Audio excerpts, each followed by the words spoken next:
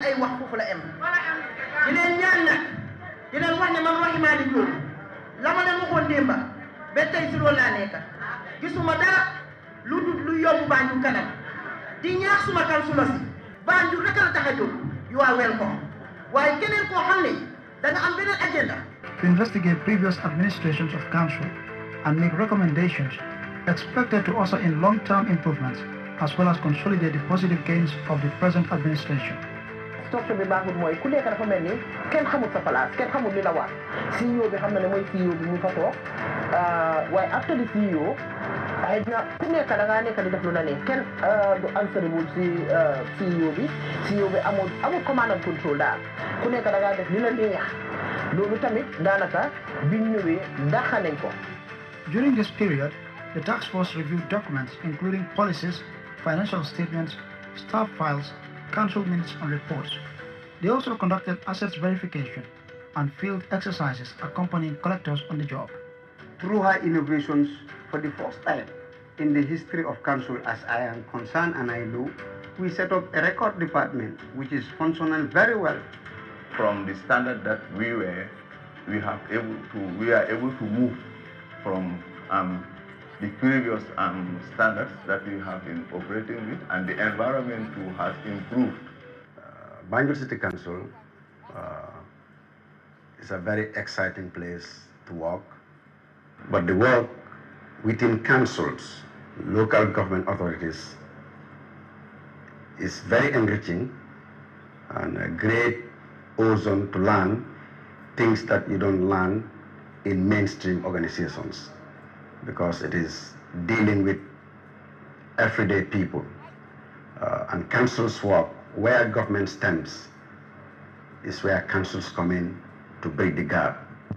And to ensure transparency, the task force also interviewed and held discussions with management and staff of council in order to clarify its findings. Its main focus was on the operational and financial management of council and drafting recommendations that seek to address all financial challenges at the BCC. The good governance will assist Banjul City Council for a more elaborate and dynamic resolution for management, staff, resources, dealing with policies, dealing with financial management through IT technology, and they have to have an IT policy as well to strengthen the organization. In general, it's to do with deliverable aspects between Banjul City Council and the general public of Banjul, with staff and councillors involved. am na at ak juróom benn weer yoo xam ne council defu dara liñ doon def rek mooy naka la ñoo restructure waatee council mooy naka la ñoo jubbantee council bi pour mu delluwaat ñu móol ko mu nekk a proper institution. The core of my job as Director of Finance is revenue generation, revenue monitoring, revenue enhancement, revenue expenditure, preparation of the final accounts, and then supervision of the markets and all revenue earning inlets of council. I think we are really doing very well now in terms of administration, staff issues. She was able to achieve or register so many achievements in terms of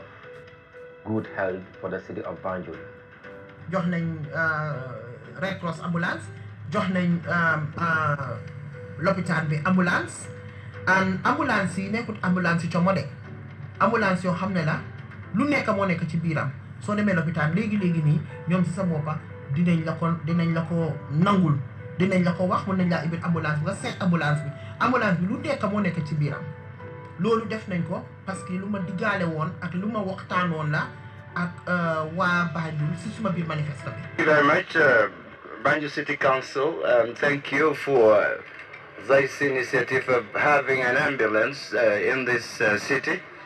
to be handed over through my office or through Edward Francis Small Teaching Hospital to the Banjul Red Cross. I would have to say that this has come at the right time. We would be at the end use of this ambulance, and I would like to assure the BCC and our partners, the Austins, that we would take very good care of the patients that would be boarding this ambulance to our hospital. Ambulance is not a utility ambulance. The ambulance we have matter, the ambulance we have carrying, the ambulance we have a staff. The fineka for a purpose. Sunyame ku fever, New Jericho. Sunyame ku wasin, Muguri, Banju leg 2, 3 a.m. dog is moto. Dog is moto. So Sunyame ambulance, that will help us. Jigen ni wasin, ni fever, so Amesa new, New Jericho Indi. Why not ambulance of the funeral van? It's not a funeral. It's not a funeral van. The van ko am problem mu jël la indi la ku délé ñu jël la indi la ci mortuary bi waye nak du yobu kenn ci bameli lolu should be very clear right now here. We deem it necessary that it is important for the city to have what we call a mobile clinic, and this mobile clinic will always help to enhance our healthcare system. There's a new burn unit being built to assist those who got burnt with using a rubella plant, which is a technology that we have, but we don't use it. So we collaborate with this institute and the lady who's doing such a pioneering program to extend it into the hospital sector. And then the accident and emergency unit will be refurbished as well. Banjul City Council, under the dynamic and visionary leadership of Lord Mayor Rahim Malik Low, has in the past 5 years implemented numerous life-changing projects and embarked on massive reform programs.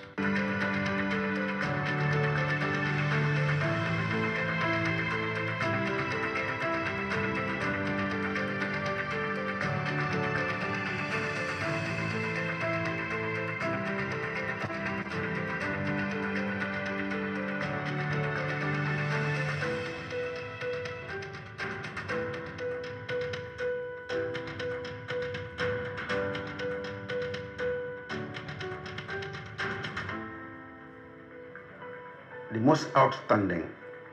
characteristic of the mayor, having come here and worked with her for 8 months, is pragmatism. And then she is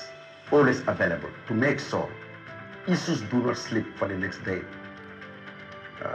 I don't have any problem coping with that, but for me, that's her biggest asset. She's pragmatic. She makes sure things do not rest. If somebody needs to be paid, it has to be done today and not tomorrow. If a street in Banjul have no lights, it is done on the hour. So that is a very good leadership trait. This council is just like, it's a blessing for us, especially with the management. Simply because we don't have any interference in our work by the council. From the mayor to the councillors, nobody interferes in our work. And if they have issue, they consult us, we sit and discuss about it, we disagree to agree, and then we make an informed decision, which is very, very important. That's why we are able to achieve a lot. With the good governance that will help Banjul City Council to interact with the general public, then they can see what is happening within the City Council. Bearing in mind one of its prime objectives of instituting the requisite physical and systemic sustainable infrastructure, the BCC, in its drive to complement government's ongoing infrastructural endeavors, especially in its resolve to enhance movement of residents,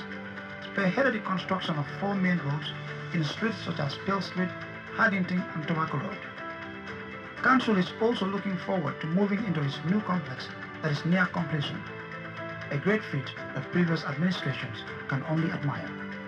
When it comes to infrastructure, the Banjul City Council, under the leadership of Mayor Rahim Malik, as you can see,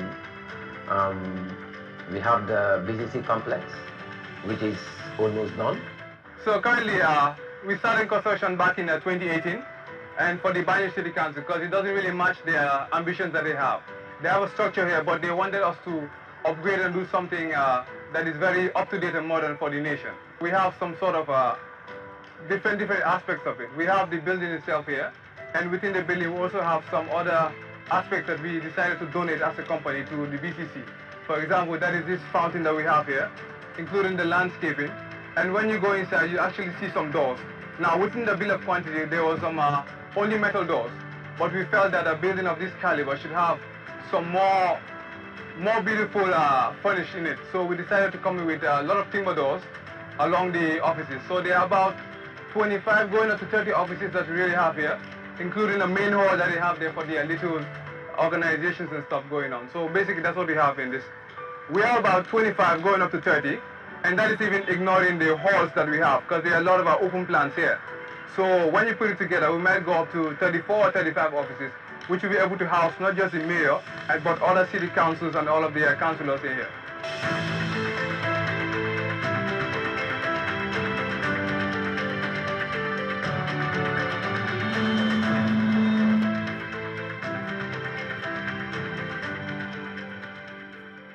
Okay, and that is just a glimpse of the video documentary, courtesy of Banjul City Council and of course solely for the Mayor's Tour, which is an act of parliament and which is quite fundamental that she meets with you,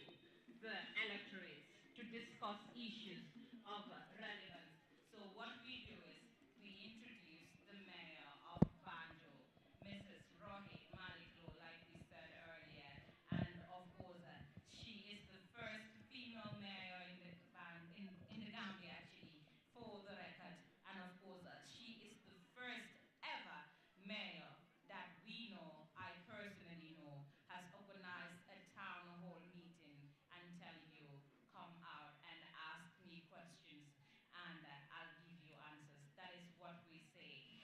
That is why we say it's credibility, it's leadership, and it's quite fundamental. So what we do right now is we introduce the mayor on the podium to give her statement, and from there you have the privilege to ask questions of concern to you. And I'd like to remind you that the CityLink Austin Banjul project, funded by the European Union, came under the leadership of Rohit Maliklo, despite the fact that the CityLink has been in existence for 19 years with different mayors, but she is the one that signed this contract that brought this huge investment where we talk about sustainability and future for Banjul. So a round of applause whilst we have the mayor over to the podium. Thank you very much.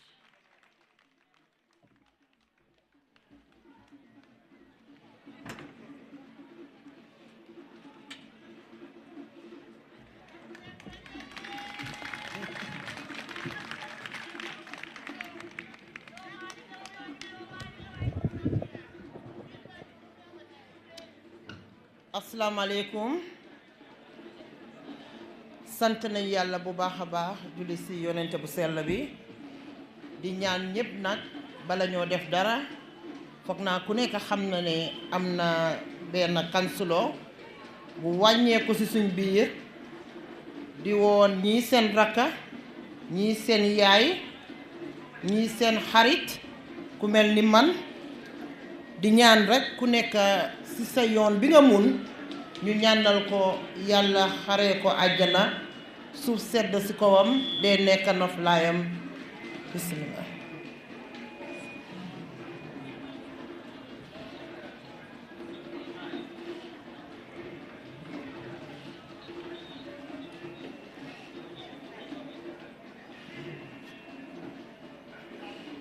allahumma amin ñu ngi ñaanal Anseka yan na suuf sedd ci kawam di wax njëkka jërë ngeen jëf foog naa ku nekk xam na ne lii mooy di second leg of the town hall meeting may njëkk a gërëm suma naataango kansulo si yi nga xam ne ñëw nañ flank ma di wax CEO di leen yëgal ne CEO bi tam mu ngi fi pour ku mbépp koo xam ne am na loo war a laajte man am na lu ma war waaye moom itamit am na lu ko war looloo tax mu ñëw fii di wax waa Banjul Central ne leen jërë ngeen jëf tey yéen a aye moo tax ñu ñëw ci seen bunta yi tey nag dama bugga mbépp koo xam ne am nga lu la jaaxal loo mun a yokk ci kansul loo bugga laajte ngeen la ñu ngi nii toog di la déglu pour nga laaj ñu ko li ma njëkk a bugg a wax mooy pour fàttali nit ñi ne Banjul ñaari tànk la benn tànk bi moom la CEO Mr Bathily amee si biir njëgënaay boobu noonu foofu la liggéeykat yi Banjul City Council yi nekk dafa mel ni daanaka moom ci ronam mbépp koo xam ne yaa ngi liggéey Banjul City Council ci ronam nga nekk ñun nag policy makers lañ we are politicians nit ñi dañu sànnil karta pour ñu dem toog Banjul City Council di xool nekk nit ñi seen bët di xool li nga xam ne moom la Bathily ak liggéeykatam yi di def kon dafa mel ni daanaka ñun ñooy buti nit ñi ci biir Banjul City Council boo leen ma mayee rek bala ñoo xuus si laajte yi ma wax leen tuuti bi nga xamee ne bi ñëwee yokkute bi nga xam ne moo am Banjul City Council ak texa bi nga xam ne moom moo am Banjul City Council daanaka boo leen fàttale ko si atam 2018 si lañ ma fal maay samay councilor ñu dem Banjul City Council bañ fa eggee liñ njëkk a def mooy try pour restructure mooy jagaraat Banjul City Council parce que bañ fa eggee dañ fekk Banjul City Council mel ni sabar bu tas su ma ne sabar bu tas mooy fekkuñ fa li nga xam ne moo war a tax Banjul City Council nit ti taroo ko ne lii moo nekk a proper institution ñu ne mooy lan fekk nañ ne Banjul City Council amul li nga xam ne njëkka li ñuy wax a records office nag mooy war a tax ñu xam ne Fatoumata Demba Aida ak Paate waxtu bii lañ ñëw ci Banjul City Council place bii la ñoo seere ci Banjul City Council loolu mooy tax ñu war a xam kañ la gaay yi di war a dem pension loolu mooy tax ñu war a xam ñaata lañ leen di fay fuñ nekk ak kañ lañ fa ñëw loolu fekkuñ ko fa dafa mel ni daanaka dangay ookee na rek naka nga tudda mu ne la Omar Tunkara fan ngay liggéey mu ne la maa ngi liggéey accounts kañ nga fi ñëw mu taxaw di la xool ne la xaw ma ana say këyit mu ne awma benn këyit loolu nag du doxal institution moo tax ñu am ñoo xam ne ñu xarañ lañ woon ñi xarañ ñoo xam ne ñoom doomi Banjul lañ ñoomi tamit ñoo ñëw si njiitalam Mr Jallow ñuy ko wax Poti Jallow moo ñëw jiitu ànda ak naataangoom ñëw jàppale ñu pour won ñu yoon bi nga xam ne foofu la ñuy jaar pour def Banjul City Council mu nekk a proper institution loolu def nañ ko yàlla jàppale ñu si biir loolu fekkuñ fa woon li ñoo wax procurement office nag dafa important parce que loolu mooy tax li ñuy wax corruption mu wàññeeku si biir institution nañ ko daan defee mooy ku bugg a jënd dara nga dem si yoo xoosal la ba finance manager bi xoosal la nga jóg dem jëndal ko sa boppa te luwaa waxut loolu luwaa dafa ne every institution boo xam ne mu ngee dox dafa war a am li ñuy wax ki nga xam ne mooy jëndkat bi te kooku dafa war a nekk loo xam ne daf ko jànga ci gàttal mooy a qualified procurement officer kon nag tey council am na lu ñoo wax record office am na a qualified procurement office kon tey am nañ a proper procurement dalasi essence mbaa $4,000 essence ñu gis ne ñun as council suñ conscience may ñu loolu ñu waxante ak nawet jàmbatal ñu won ñu ne Banjul City Council lii ak lii la ñu amel ñu waxtaan ak ñoom tey maa ngi wax waa Banjul Central ne alhamdulillahi rabbil alamin ñu ngi opéré ak courant te nawet ameluñ leen derem liñ leen amel rek mooy li nga xam ne moom lañ dee yuus kon nag loolu am na si good governance ba tey si loolu la nekk am na lu ñuy wax ghost workers mooy ñun bi ñoo ñëw Banjul City Council fekkoon nañ fa ay nit ñoo xam ne ñu ne foofu la ñuy liggéeyee su weer deeyee ñu fay leen waaye kenn xamul leen te kenn du leen gis loolu tamit biñ toogee ba nga xam ne su waxtu fayeeku jotee si lañ leen di gis ñu ñëw taxaw fayeeku oo ñu dugal xaalis bi ci seen account ñu gis ne loolu doxut yoon institution ku muy fay dafa war a nekk koo xam ne da ngay ñëw xëy si loolu tamit waa Banjul Central dem na ba nga xam ne ëpp na ay fukki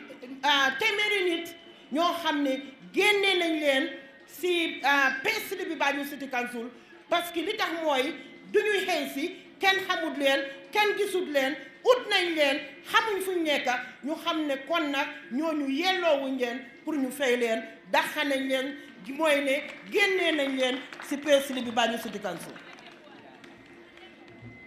Banjul City Council tey gis ngeen ko ñuy ko wax Mr Camara amuñu woon a qualified finance director tey alhamdulillah am nañ a qualified finance director ba pare am a proper finance department mooy ne am nañ ay nit ñoo xam ne they are qualified pour handle the finances of the institution loolu tamit tey establish nañ ko am na. Banjul City Council comme ni ma ko waxee bi ñoo ñëw dañ fekk ñaar fukki security guards ak juróom loolu rek lañ fa fekkoon tey Banjul City Council am na lu mut 90 security officers. I stand to be corrected, CEO, or at least 80 security officers parce que loolu li tax mu important mooy ñooñu ñoo war a garder marché bi ñoo war a garder Losuwaaf ñoo war a garder Banjul City Council ñoo war a garder the city of Banjul mooy ñi nga xam ne fii la ñoo nelawee di fi eewoo ñoom tamit seen security dafa important te Banjul City Council daf si am wàlla ñooñu nag jël nañ leen équipe leen from head to toe te ku nekk war naa nangu ne equip a police officer is really expensive parce que di nga leen jëndal mbaxana jëndal leen belta jëndal leen handcuffs jëndal leen uniform it's not really a very easy department waaye loolu tey alhamdulillah Banjul City Council def na ko kon am nañ a proper setup boo xam ne ñooy seere security bi Banjul City Council am nañ lu ñoo wax a suggestion box boo xam ne mbépp koo xam ne da nga am lu la naxari ci meeyo bi ba si suuf mbaa mbépp loo xam ne foog nga ne Banjul City Council war na koo yokk ci liggéeyam oo war naa wàññi li muy def oo mbépp loo xam ne xalaat nga ko rek mun nga koo binda nga dem dugal ko ci boyet boobu nag man awma caabi bi CEO bi amu caabi bi ki ko amee mooy di PRO moom moo ko génnee seet ko xool liñ wax mu ñëw yóbbu ko ci CEO su nécessaire mu ñëw si suma taabul kon loolu tamit dafa mel ni good governance da jox nañ nit ñi access pour ñu ñëw wax li nga xam ne moo nekk si ñoom parce que am na ñoo xam ne dinañ rus pour ñëw fees ma wax ma ko oo ñu fees CEO wax ko Banjul City Council am na lu ñuy wax clock in clock out mooy fu mu nekk kuy ñëw di liggéey si am na loo war a boos sooy dugga ñu xam ne waxtu bii nga ñëw sooy génn tamit di nga ko boos ñu xam ne waxtu bii nga génn kon dafa mel ni kenn du toggati sa kër rek nga toog saa yu la neexee nga ñëw soo jógee tamit saa yu la neexee nga dem kon loolu tamit Banjul City Council introduce na loolu Banjul City Council upgrade na staff sami staff su bari fu mu nekk jox nañ leen capacity building am na 9 staff soo xam ne ñu ngi benefit from professional training ranging from diploma to degree programs so loolu tamit am na juróomi ñeneenti nit yoo xam ne ñoom tamit Banjul City Council mu ngi leen di jàppale si seen jànga yi am na ñu bari ñu ñoo jàppale waaye ñi maa wax nii is ranging from diploma to degree programs so loolu tamit sant nañ ci yàlla bu baax a baax parce que gis nañ ne ñi nga xam ne ñu ngi lay liggéeyal danga leen war a dooleel te ni leen di doolelee mooy nga jox leen capacity building loolu lu moo def mooy dafa wàññi corruption so Banjul City Council tamit biñ ñëwee ñi nga xam ne dañ leen fekkoon ñuy fayeeku $2,000 tey mun naa la wax ne bu ñuy ñibbi ñu ngee ñibbee $10,000 mbaa ñu gën a tuuti ñu ngee ñibbee $8,000 loolu Banjul City Council def na ko kon Banjul City Council yokkut seen salary 50% mun naa wax ne daanaka yokka nañ ko lu mu 200%. ñi nga xam ne dañ daan ñibbi ak 15000 ñooñu seen bos liñ ci yokka mooy $1000 dafa mel ni ñi ci suuf lañ ekkati ba ci kaw ñi ci kaw tamit ñu xal leen na yóbbu tuuti rek ci kaw loolu mooy justice parce que ku nekk kuy liggéey war naa mun a jënd saaku maalo war a mun a fay néegam loolu moo indi xalaat boobu noonu kon Banjul City Council loolu tamit def na ko Banjul City Council bi mu ñëwee liñ njëkk a xalaat mooy dañ taxaw ñu jàmbat ne ki nga xam ne kapinta bi ñi nga xam ne fita lañ ñi nga xam ne ay baabas lañ ñi nga xam ne dañoo liggéey yi nga xam ne wax dëgg yàlla comme clearing agency ak ñeneen dañ leen fekka ñuy fayeeku ñuy Banjul City Council di leen fayeeku ay juróomi junne ñii ay fukki junne ak juróom ñu wàññi ko soo ma laajee li tax nga xam ne ñu wàññi loolu parce que dañ fekkoon nga ne kii fita la gaaraas la amee soo ñëwee nga ne fukki at fayuma mbaa juróomi at fayuma ñu xool ko jàmbat ko seetaat ko segga ko ñu gis na soo gisee duñ dee mun a fay parce que seen am moo ko mutul ñu ne léegi nañ ko wàññi ñuy fay kon léegi ñi nga xam ne ñoo nekk ñawkat yi ñu ngi leen fekkoon si juróomi téeméer ñu wàññi ko ba juróomi téeméer tey mun naa leen a wax ne amul benn ñawkat boo xam ne mu ngee dox biir Banjul amel Banjul City Council parce que liñ leen teg dafa yomba ñu ngee mun a ñëw di ko fay the same thing si fita bi kapinta bi baaba bi ak ñeneen waaye nag ñu ne xaalis boobu nga xam ne danga koo ñàkka ci ñawkat bi ci fita bi ci mécanique bi ñu ne léegi naka nga koo amee naka lañ def ñu ne lu xel di njëriñ mooy xalaat ñu jël loolu dugalal ko institution si nga xam ne banques si ports ak institution si nga xam ne civil agencies yi ñi nga xam ne am nañ doole ñooñu leen jël fekkaleen ñeneen ñi ñuy leen di fayeeku 30000 di fayeeku lu mel ni wayaa yooyu lu mel ni fita bi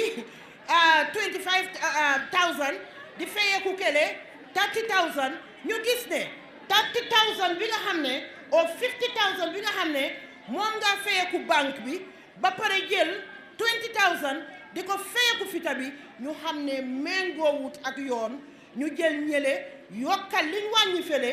ko fële kon dafa mel ni yokkute rek la ñu indiluñu benn wàññite Banjul City Council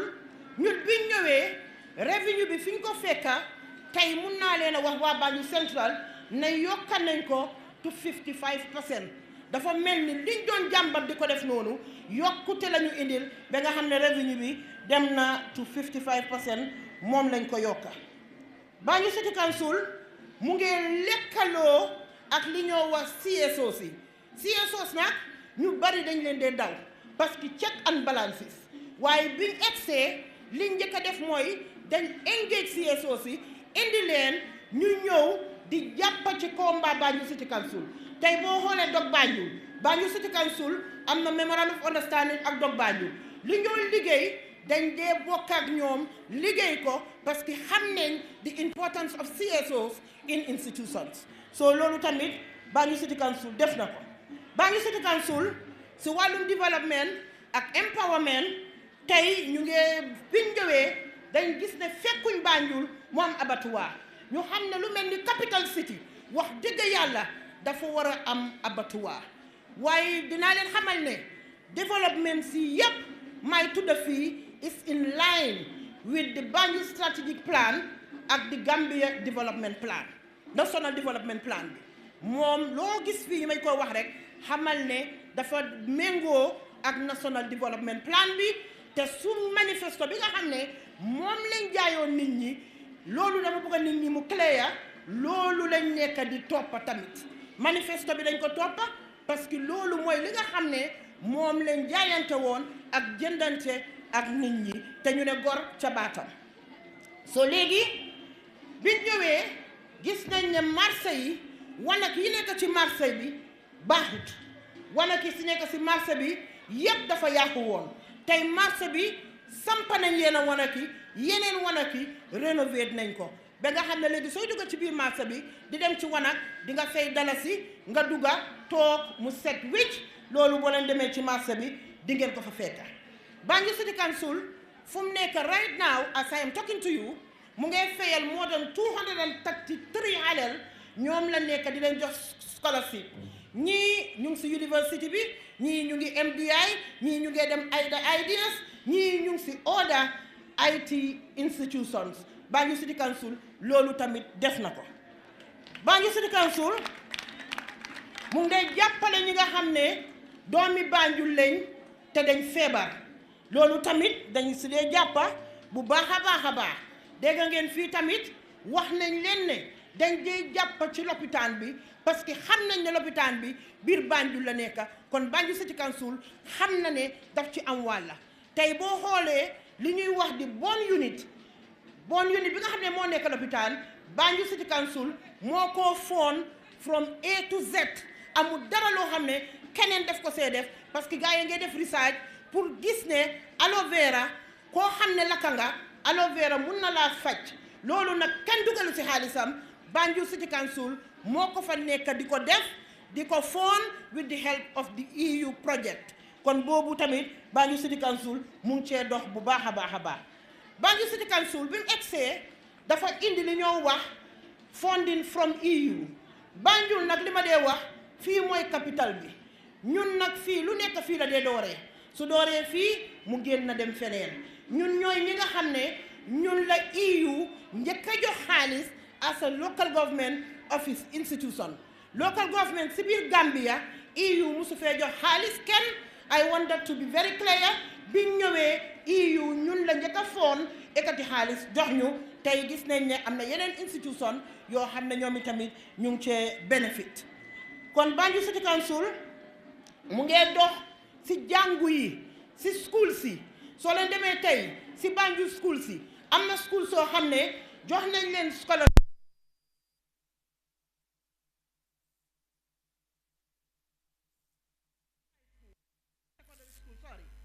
ku mel ni school bu mel ni Daba Jaxumpa boobu nga xam ne ñun ñoo ko moom am na sitte yoo xam ne fa lañ koy jàngee Banjul City Council génne na leen ci dëkk bi fii yóbbu leen bitim réew ñu jàngi ba ñëwaat Banjul City Council def na loolu tam Banjul City Council dugal na si biir school yi li fonis seen library jagar seen library bi jox leen bukk yu doy set jox leen fànni mbali yu doy set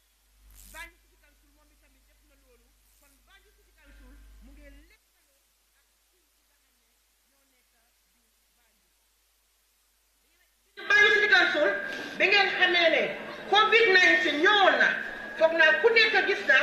ne lu tuuti liñ am génnee nañ ko ñu ni tamit bokk ko ak waa Banjul bokk ko tamit ak school si ñu yóbbu leen ay bucket paan yóbbu leen ay raxasookaay yóbbu leen yeneen loolu tamit Banjul City Council daan na ko def na ko Banjul City Council si affaire yi mbalit bi tamit liñ mun lu tuuti liñ mun Banjul City Council mu ngi cee jéem bi ñoo ñëw fekkuñ fi benn moto mbalit I want to make that very clear mu leer fekkuñ fi moto mbalit fekkuñ fi paani mbalit waaye tey Banjul City Council kër bu nekk lum tuuti lum ndaw ñii am nañ ñaari paani mbalit ñii am nañ ñetti paani mbalit am nañ ñeneen si moto mbalit yoo xam ne thanks to the EU project ak Port Authority wax dëgg yàlla ñoom itamit ñëw nañ jàpp si ba indi ñaari moto mbalit EU project bi tamit indi ñaar ñu am ay paani mbalit nag dugal ko ci kër yi moo tax tey alhamdulillah loolu tamit Banjul City Council def na ko ci wàllum mbalit bi Banjul City Council biñ ñëwee gis nañ ne soo leen seetee manifesto bi waxoon nañ ne dinañ bil li ñoo wax city hall waxoon nañ ne dinañ indi youth for excellence soo biñ ñëwee ñu mobilize xaalis try ba génnee xaalis bi jox gamwoo ñu am a counterpart contribution tey gis ngeen ko city hall bi waa Banjul city hall ko gis ngeen ko youth for excellence mu ngi at the mental home campement foofu lañ ko sampa loolu tamit Banjul City Council def na ko Banjul City ñu ngi sampa through the EU project ñu ngi sampa ay kuyu kooko ci big bi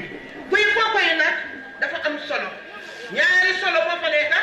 mooy ne dina stop erosion bi parce que ku nekk xam na ne Banjul is on the sea level loolu dina jàppale loolu tamit pour Banjul bu mun a suux ba pare su kooko yi ñoree dinañ ko mun a jaay loolu tamit is an empowerment so boobu tamit soo leen seetee si tan bi tamit mangrove si ñu ngi cee dox bu baax a baax because Banjul City Council dafa bëgg a dekkaliwaat tourisme biir Banjul soo bàyyee xel si tourisme yu bari dañ dee nekk guide duñ dee dëkk Banjul ñoo dee jógee Kombo su ñëwee indi guide si dem tourist market oo ñu dem place si tourist bi gis lu moo jënda oo li moo def rek ñu génnaat léegi nag loolu fu mu nekk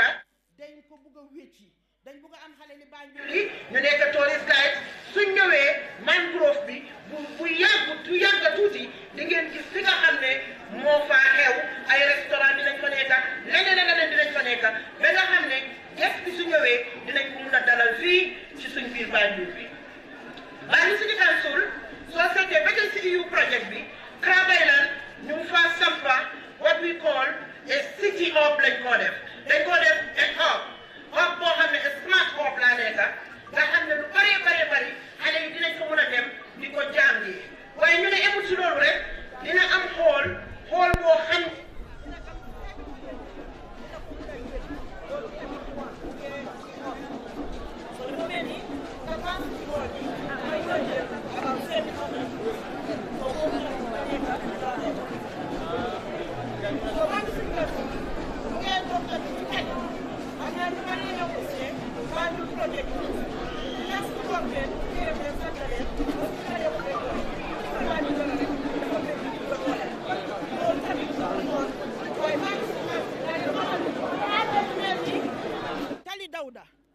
Banjul City Council lu mel ni Tali Dawda Banjul City Council lu mel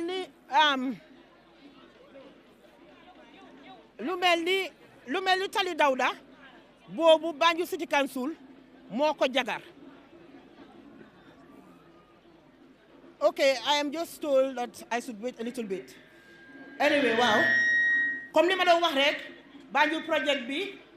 Gambia government wax dëgg yàlla gërëm nañ leen sant nañ leen waaye dama bëgg a waa Banjul ñu xam ne Banjul project bi is not all about central government. Banjul City Council am na ci loxo soo leen xoolee Primate Street Banjul City Council moo ko jagar boo leen xoolee Peel Street Banjul City Council moo ko jagar boo leen xoolee Tali Dawda Banjul City Council moo ko jagar boo leen xoolee Wellesley Banjul City Council moo ko jagar boo xoolee Spalding Banjul City Council moo ko jagar boo xoolee Spalding Cove Banjul City Council moo ko jagar boo xoolee Haddington Banjul City Council moo ko jagar kon nag Banjul City Council ñoom mi tamit am nañ ci wàlla te def nañ seen waar boobu tamit bugga naa mu leer Banjul City Council mu ngi génn si through the EU project tam pour fence the dumping site boobu tamit dafa important because dumping site bi fence suñ ko te mu ngi gëteen mangrove si te xam nañ ne suñ mbokk yooyu nga xam ne ñoom itamit ñu si prison bi macha allah nattu moo leen fa teg waaye ay nit lañ te loolu tamit daf leen dee sonal Banjul City Council am na funding bi through the EU project boobu tamit léegi tey ngeen gis fence bu gudda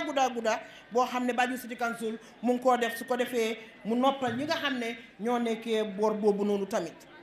Banjul City Council boo leen xoolee ci jamono yii di ngeen gis ne ñu ngi door di lighting Banjul ñu ngi door di def street lights yi pour Banjul dañ buggal mu leer nañ ba mel ni midi nga xam ne guddi soo taxawee Banjul doo xam ndax bëccëg la ndax ngoon nga loolu tamit lu moo indi mooy empowerment parce que soo seetee jigéen bi nga xam ne mu ngee toog ci mbedd bi di jaay kooku su 6 o'clock jotee au 7 o'clock jotee dafay paak bagage sami dem parce que booba lëndëm na ragal na munatu tot jaayee foofu léegi nag li ñuy wax mooy fii ba bala ñoo wax ne end of May di ngeen gis Banjul yépp leer nañ door nañ ko nag waaye dañ ko dooree boor bele ñu ngee ñëw Banjul Central ñu ngi leen di wax ne di ngeen gis Banjul mu leer nañ loolu tamit am nañ xaalis bi te macha allah ñu ngee door li ñu jàppoon mooy ne ki nga xam ne moo ñu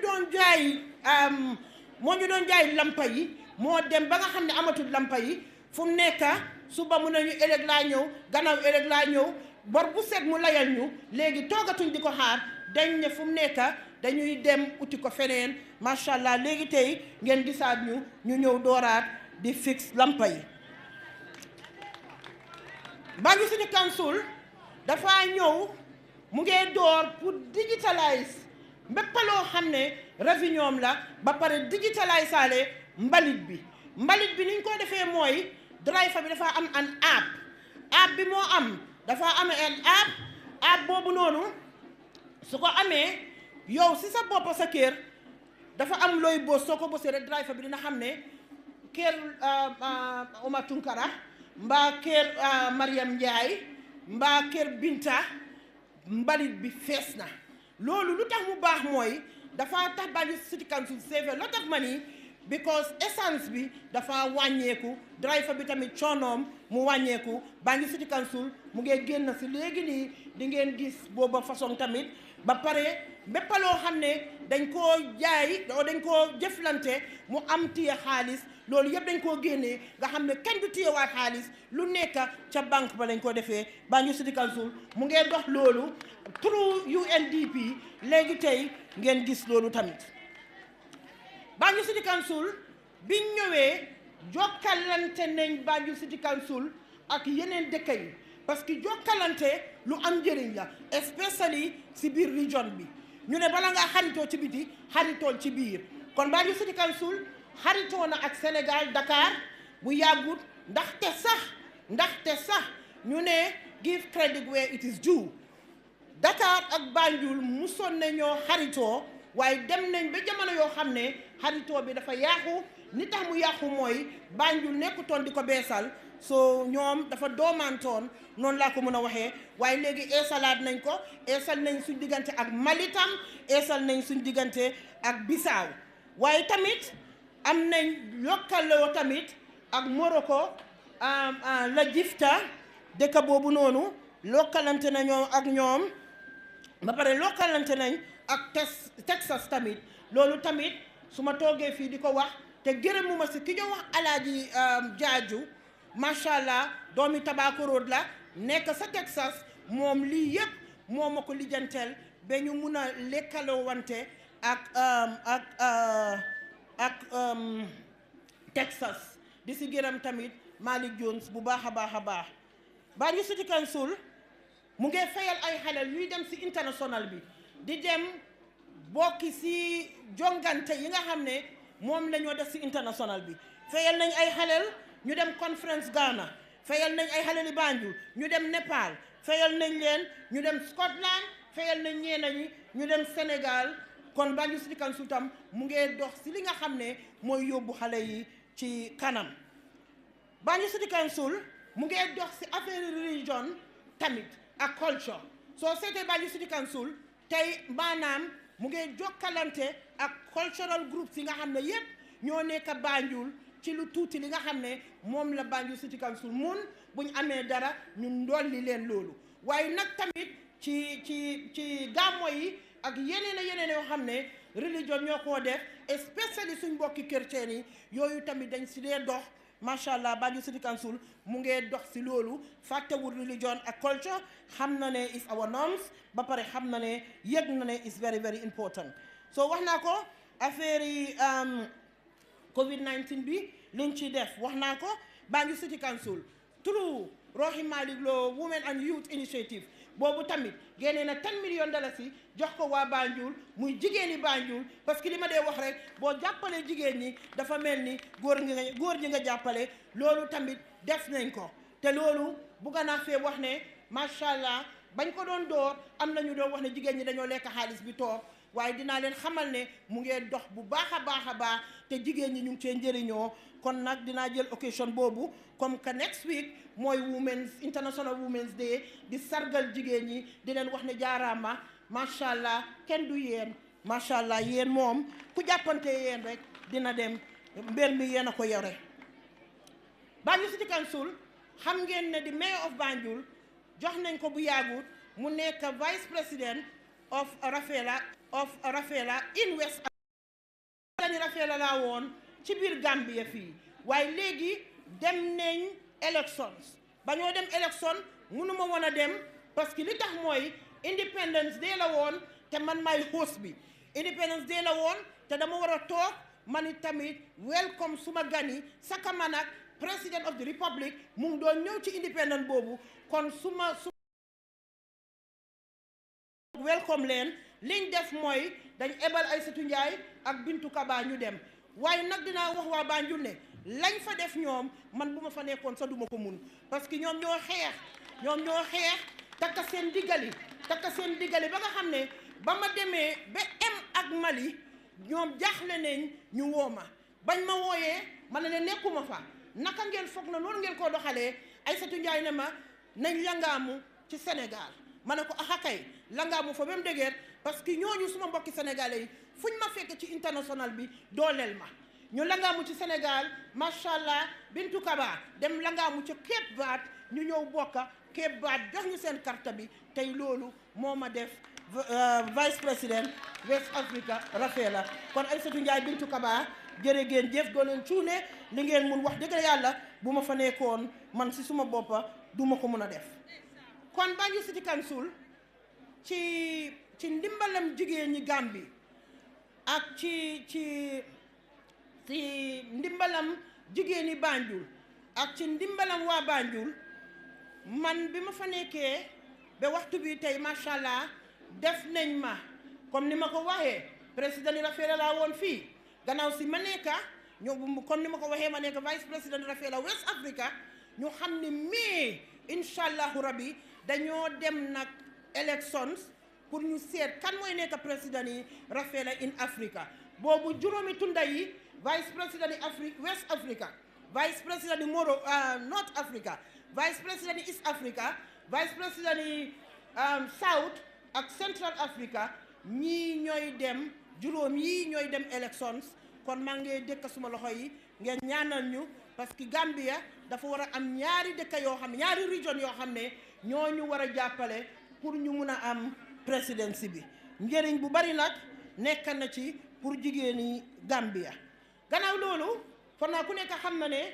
demoon nañ fi elections boobu tamit maa ngi sukka ba si suuf di gërëm Sénégal di gërëm Ghana di leen santa bu amul àppa parce que keroog ba ñoo dem pour sànni karta ñu ne kan moo war a nekk président yi African Capital Cities Sustainability Forum Sénégal dañ jóg takku ba dëgër jàppale ma Ghana jóg takku ba dëgër jàppale ma ba man ma mun a dem li tax ma ne Sénégal dañ ma jàppale ndaxte sax ñoom ñu ngi doon jongante ak man ñoom laa gagné ak ñeneenti votes waaye dañ leen forcé woon pour gars yi bañ élection si ñu toog ñaari semaine moo tax ngeen gis ñaari semaine gars yi élection si risol si mënut a génn ñu jaaxle woon lool nag waaye yàlla def ñu xam ne ki ko gagné seen doom la seen naataango la ñu bàyyi ko ne waaw léegi bàyyi nañ élection si kon saa yu ma taxawee dinaa leen wax ni jërëjëf because su leen naxari woon mënuñ ci dara sax waaye risol si konoon ba léegi ñu ngi ko téye pour seet ni ñuy def foog naa yëg ngeen tamit ne def nañ ma vice chair muy Global Parliament of Mayors nag mbépp mayor boo xam ne mu ngi ci àdduna si moom ci la bokka bañ ma koo def nag yàlla xam na ne utuma ko laajtewuma ko waaye di mayor of Spain ak mayor of Washington nga xam ne jigéen lañ ñoom ñoo ne ñun tànn nañ Rohey Malick Lowe loolu moom ma fa dugal ba tey ma ñëw nekka co-chair Global Parliament of Mayors dama fa nekkoon rek executive member mu nekk 11 people ñoo nekkoon si executive bi waaye tey ñu tànn ma def ma di co-chair chairman bi nag mooy di mayor of Mannheim sa Germany loolu tamit am na kon sant naa yàlla julli si yonente bi gërëm waa Banjul parce que tey suñ ma sànni lu toon karta man nekk mayor bu jigéen dafa mel ni daanaka lii yëpp duma ko am moo tax ma ne dooleel leen jigéen ñi nga xam ne dinañ génn dooleel seen moromi jigéen yi loolu tamit dafa important torop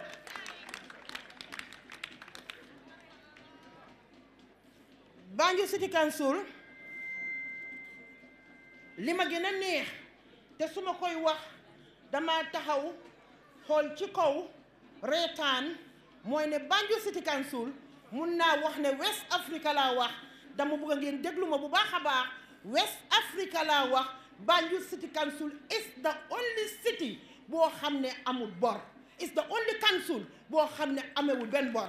Banjul City Council mun naa leen a wax ne waxuma Gambia rek de waaye dama ne West Africa yépp ñun rek ñooy council boo xam ne amuñ bor amuñ xaalis waaye nag amuñ bor because council is not there pour mu make profit council dafa war a nekk pour serve citizens yi te loolu lañ nekk di def bi nga xamee ne wàññee nañ corruption moo tax li nga xam ne ñu ngi koo def tey ñu mun koo def looloo tax tey ñu mun a sampa the city hall looloo tax tey ñu mun a sampa youth for excellence looloo tax tey ñu mun a sampa abattoir looloo tax tey ñu mun a indi ay paani mbalit looloo tax tey ñu mun a am ay moto mbalit looloo tax tey moo tax ñu mun a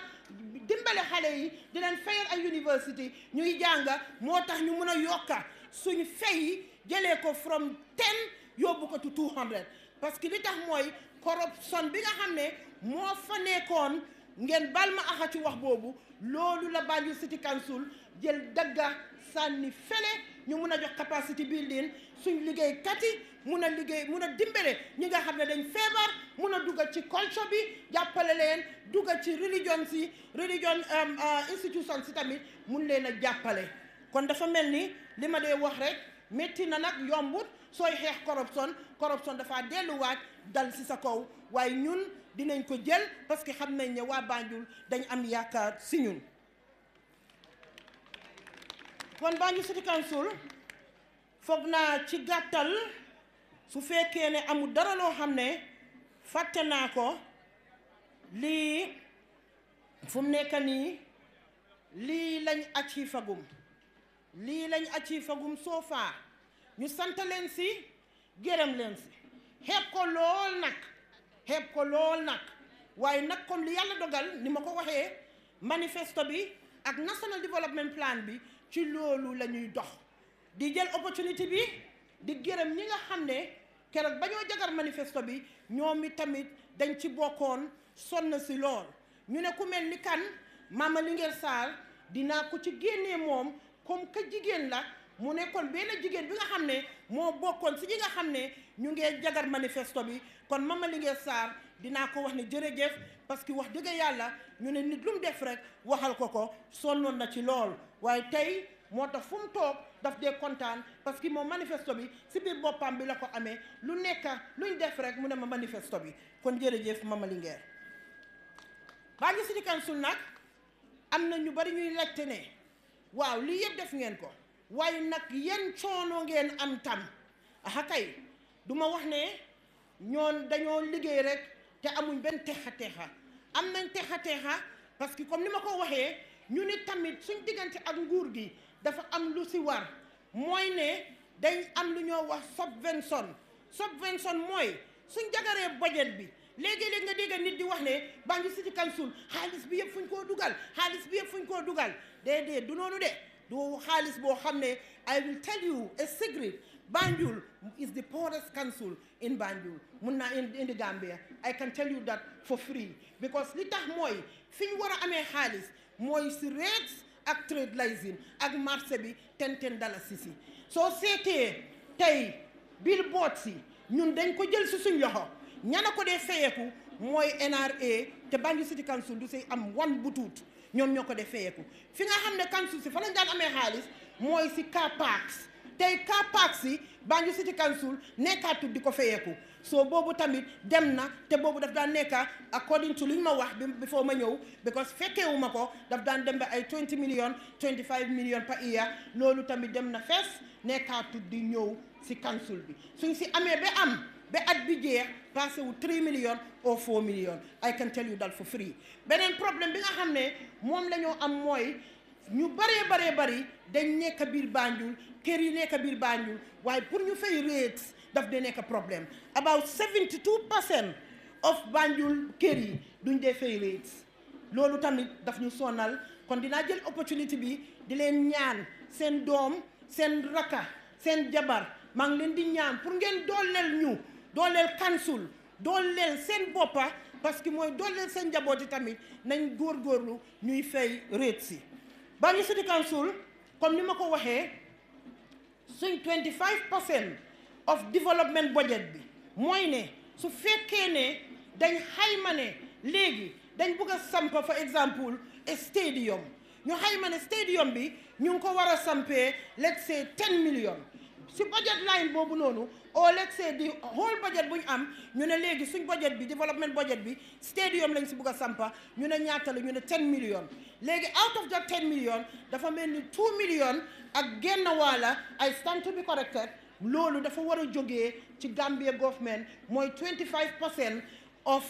subvention bi nga xam ne moo war a ñëw am not a mathematician li ma mun a wax rek mooy 25% of that budget dafa war a jógee ci government mu ñëw fekk si li nga xam ne ñun moom lañ am ñu teg ko fa mun a def loolu waaye ñun bi ñekkee council ba léegi loolu musut a ñëw ñu ngee jël opportunité bi tamit may ñaan suma broda mu dégg ma mu xam ne ñu ngee council mu ngee coono loolu tamit soxla nañ ko te incha allah am nañ ci yaakaar ne su ma déggee 25% boobu noonu dina ñëw xam nga nag mooy àgganaa leen a wax suma broda la lu ma bugg rek daf ko dee indi bii dina ñëw maa leen ko wax so dinaa leen xamal tamit ne institution si nga xam ne ñoo nekk di operate biir Banjul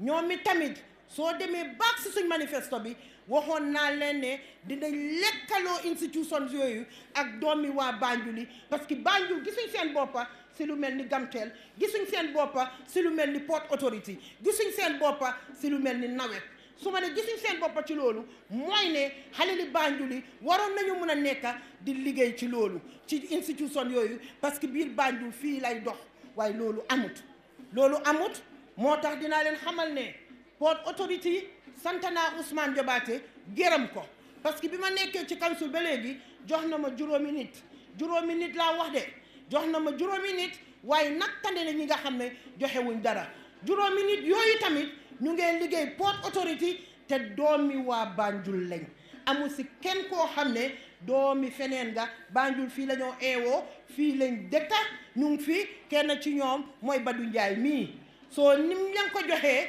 mooy I have about 30 people ñoo xam ne ñoo nekk ci line bi so the first 5 moom lañ ekkati ñu jox leen ko ñooñu tey ñu ngi fay liggéey so su ma déggee ñu naan Port Authority jox nañu xaw ma 50 ndax 100 dinaa leen xamal ne Port Authority bu leen dara jaaxalati fu mu nekk lu leen jaaxal rek ngir yàlla fogga leen bunta bi si démocratie lañ nekk laajte leen laajte dafa óor diine sa dafa ne laajteel pour nga xam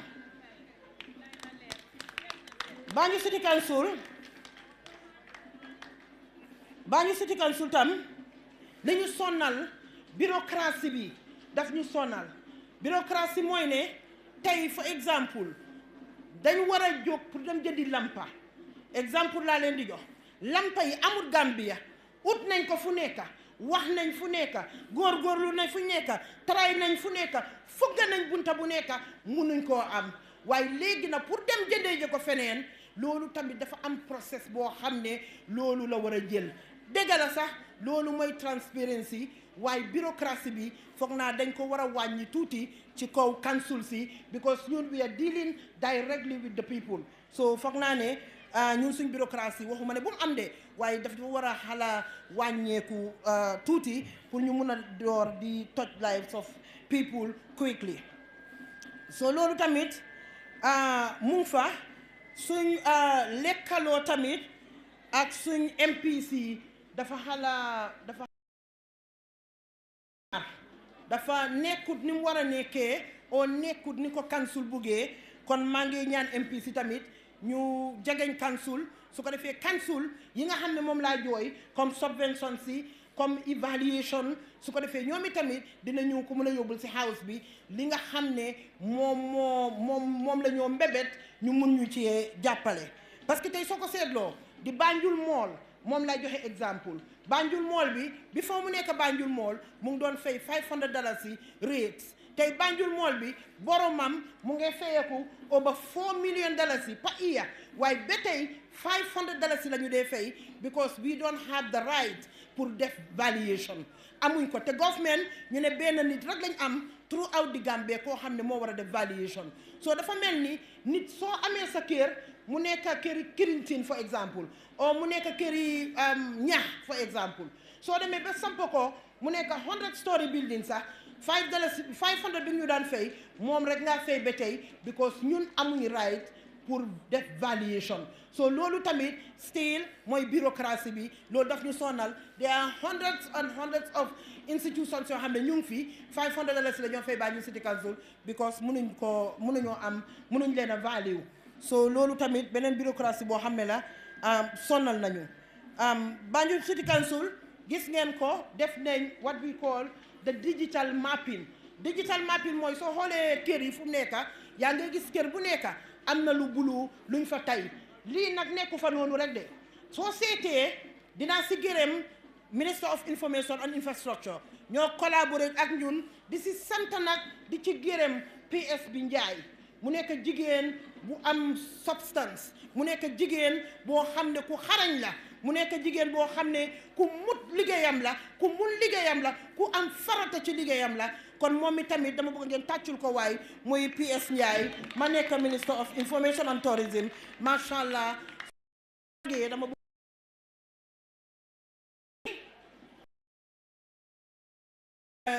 DHL ngay jël si sa bagage Momadou nga ne naa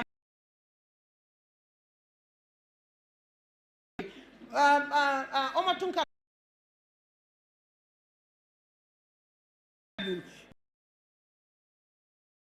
noonu ñu binda soo leen ko joxee loolu la ñoo jël dugal ko ci seen biir téléphone bi ñu dawal ñoo ba sa bunti kër kon soo faa lii lañ am pour wax ñu ngi jéggal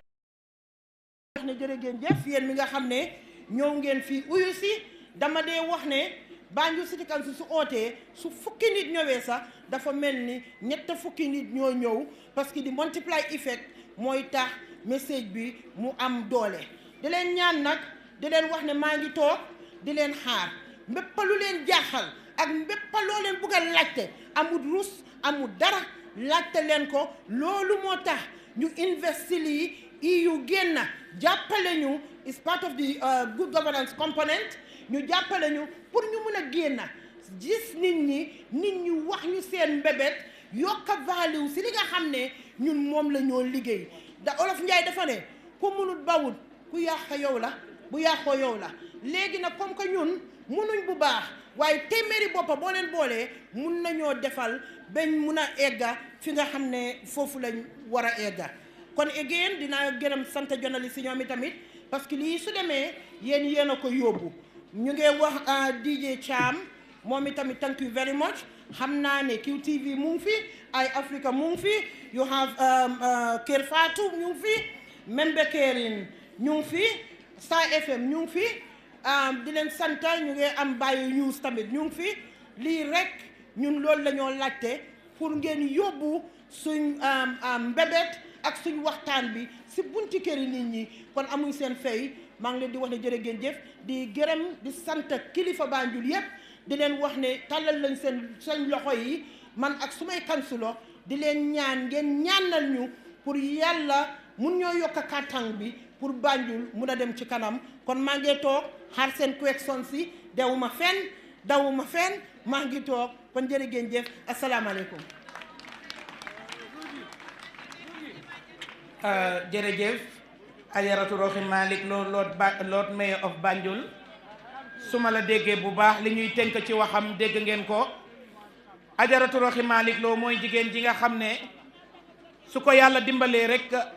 fuñ dégg yeneen jigéen yi àddina bi dinañ fa dégg jigéen yi Gambia kon tàccu leen loolu li nga xam ne moom la am dara mayu ko lu dul fit li nga xam ne moom la am dara mayu ko lu dul bëgg a réewam waaye li nga xam ne moom la am dara mayu ko lu dul déggu nit da ngay déggu boo bëggee sa réew di liggéey da ngay déggu kon Ajaratu Roxi Malick Lo jërëjëf fi mu nekk nii nag ñu ngee dugg si laaj bi ak tontu ñu di leen ñaan ki ñëw toog ne la laaj leen ma tontu leen kooku ragalul loolu waaye nañ def lépp ci dal ñi fi toog ñëpp ay kilifa lañ su ma sañoon ne am nañ a good representation of waa Banjul Central kon ñu ngee waaj a ubbi si laaj yi koo xam ne am nga laaj nga teg ko ci yar ak teggin boo ko defulee it bu soobee yàlla yi ñu def ko rek ñun tamit niñ koy defee su ko defee dinañ joxe mic bi ñu tàmbali jotaay bi ndax mu ngee guddi si Annette. ok ba tey rek ñu daal di leen di jaajëfal di leen wax jërëjëf toogaay bi rafet na xaw naa yaaga tuuti just to remind you or to reiterate that it's the Mayor's Town Hall on the Banjul City Council, and of course as the current Mayor of Banjul City Council, and this is quite fundamental. At least once every year, and I think this is the first time we're having a mayor who comes publicly and say, ask me questions. Without much ado, before we have the questions, would like to remind you about the CityLink Austin Banjul project funded by the European Union, which is a 3.1 million euro project, and of course it's a courtesy of Banjul City Council under the leadership of the Lord Mayor of Banjul, and of course the CEO, who is Mr. Mustafa Bachili, and entire team, and of course to the project team. And I'd like to acknowledge the presence of the project manager, Mr. Alfuseni Gano, and of course the presence of Councillor Mamor Toure of Newtown East Ward. So with that, we would like to have people ask questions. So we are going to do it in a simple format. We are going to take first 3 questions, and you are supposed to introduce yourself and ask your question to the point, because we're running out of time. It's almost 10:30. So please, let's do it quick. So ku am lu muy laajte rek comme anti Aïssatou num ko waxee nga ekkati sa loxo bi nga wax ñu naka nga tudda ak lan nga bëgg a laajte. So dañoo jël first 3 questions yi su ko defee mayor mu mun leen a tontu. Bu dee da ngeen am laaj boo xam ne BCC lam am pour def moo tax nga am CEO bi mu toog, bu dee da nga am laaj boo xam ne pour project bi la yaa ngi am the project manager and council staff. So amee question boo xam ne mayor bi ak councilor sam yi la am na ñenn ci councilor sam yi ñu ngi toog, because it's all about inclusiveness, it's all about teamwork, and that is what we're trying to promote in this country. So ñan ñoo am questions yu noo laajte? Fatou mu ngi taxaw, and there's a mic going round.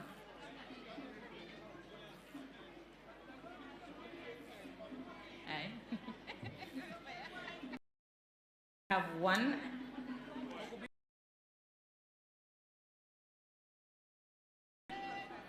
Waaw, asalaamaaleykum, maa ngi nuyu képp ku fi teew. Mamadou Sila tudda, maa ngi juddoo fii 25 Claxton Street. waaye dafa am laaj ma bëgg a laaj, waaye bala maa ñëw ci laaj bi maa ngi sant di gërëm mayoress. Fi ma njëkk a waxee mooy ci mbiri mbalit bi. Dig bu njëkk ba ñun fii lañ waa Banjul la lu fi nekkoon xam naa ko. Am na ci yenn bunti kër yoo xam ne boo deful nanka sax di nga déggaat sax yóbbaale sa néeg, loolu saafara na ko. Waaw beneen bi mooy lampa yi taal ni boor bi, soo jaaykat yoo xam ne dañ daan ragal ak jaay bi ay boori 12 sax fu mu nekk mun nañ koo def te dara du leen jot, boobu tamit ñu ko si sant di ko gërëm. Waaw am na si boo xam ne nag moom man dama dox dem ba si moom ci office am ñu toog waxtaan, parce que artiste la mbiri recording studio suñ problème la fii Banjul ñu waxtaan, mu ne ma am na li moo waxtaan ak EU su neexee yàlla dina ko ci boole. Loolu tam ñu ko si sant di ko si gërëm, di artiste yi Banjul soxla nañ loolu noonu. Waaw benn laaj bi ma am mooy li ma ko bëgg a laaj mooy Tali Dawda Council moo ko liggéey wala nguur gi ñoo ko liggéey. So léegi dama bëgg loolu mu gën a leer daal ndig maa ngi dégg ñaari wax, dama bëgg loolu gën a leer daal mu gën maa leer, so loolu mooy suma laaj man. Okay, thank you very much, Biko. And you am the second question. Laajte leen looloo tax ñu ñëw fekk si leen. amul laam-laame soo leen amee loo leen a laaj am ngeen opportunity bi pour laajte ko mu leer leen moo gën nekk fi doo leen laajte ngeen toog si campé yi di sànni kaadu.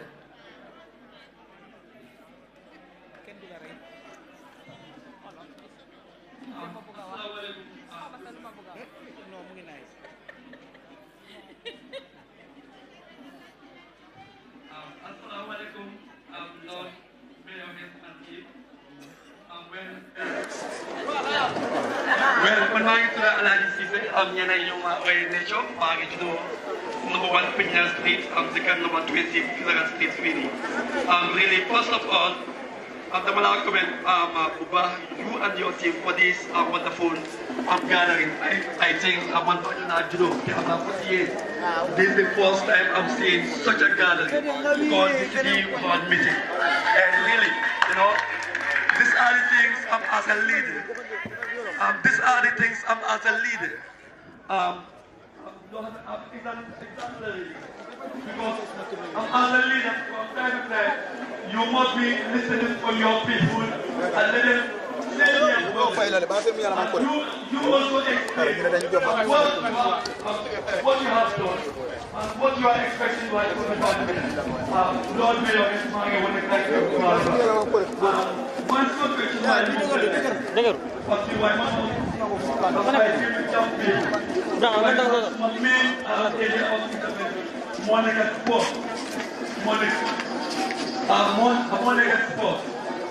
what global health is banning. Sports, sports, it's not only football. Football to sports, right? There are a lot of young people of value. You know how why Mandam and the jungle, I think it's my girl. See, the but global health is also new. Dog say, 50 of 25. For how many why people not play? About to secondly, don't this school team. Legally, you find it difficult because I'm in Badul, I'm Dule, I'm Fugaidi, keep yourself over busy. And Hale, if they are not busy, I'm winning them involved in Poposian, Moylan, the Giant Club, I'm the them working to play, or the Federal. It's not good for our young people. They don't give them sport like the focus on health because a country with a youthful population involved in sports, that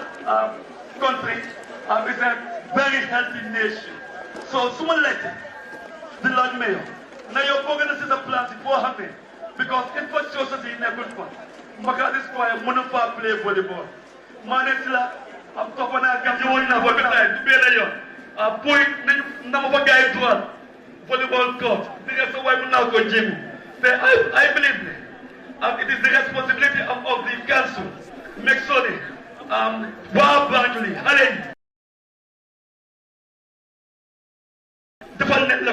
or somebody in the wife for so when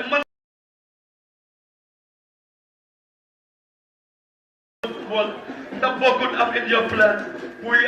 enjoy senior sports more than volleyball because they let them sell value. We need to learn to office. We need to learn a lot of things. On that note, once again, I'm going to enjoy well done. All the records you have said here, I'm a witness. Thank you, Buba. Okay, thank you very much for that question. And can we please keep it short and precise? Ñu ngi leen ñaan question bi mu dem on the point at time amut. So if you have a question, please come forward and we move. Bro Nagawa, thank you. Assalamu alaikum. maa ngi leen di nuyu ku nekk sa tur ak sa sant di jaajëfal maire bu baax parce que jàppale na suma xarit ki nga xam ne nii mooy Leon Gomez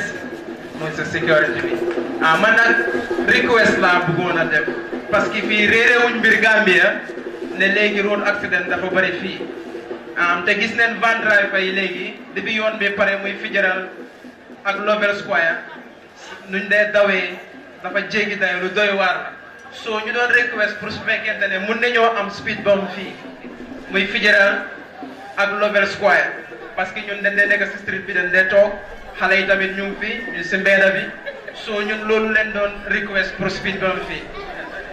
beneen bi mooy laajte bi mooy si sa wax sa kàddu su ma la déggee bu baax wax nga ne 70% of kër yu bari duñ dee fay rates bi te loolu dafa mel ni dellu gannaaw la si Gansul léegi may laajte yéen yan jéego ngeen di jël ba gis ne kër yi nga xamante ne nekk di fay rates pour ñu fexe fay ko because xam naa ne rates yooyu Gansul dinañ ko use pour développer Banjul jàppale tamit Banjul yéen yi jërëjëf. Okay, thank you very much.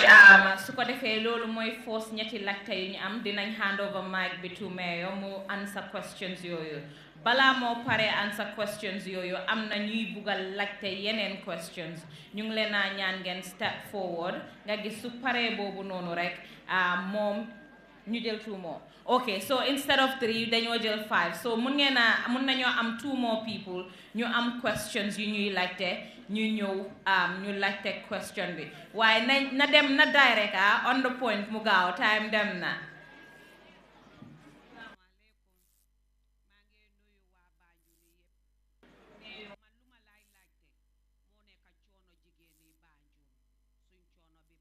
torop te amul doole pour faire sa doom school daf dee nekk problème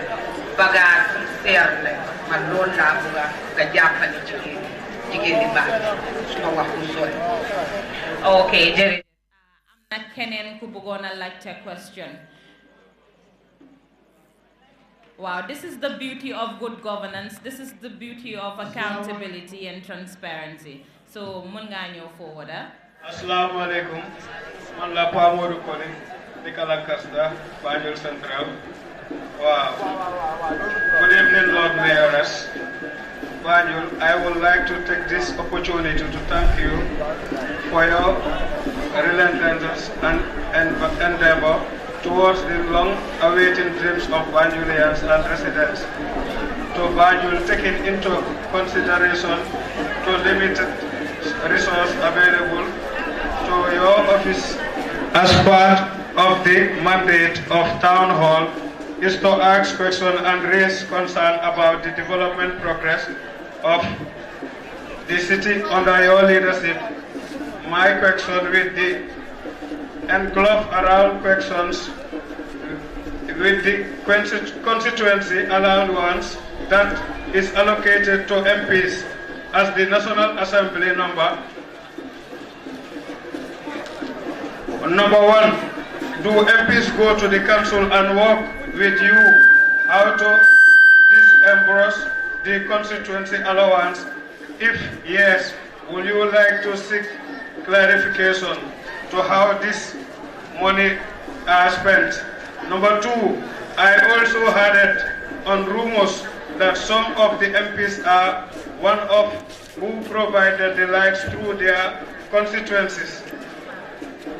allowances. How true is this, Lord Mayor?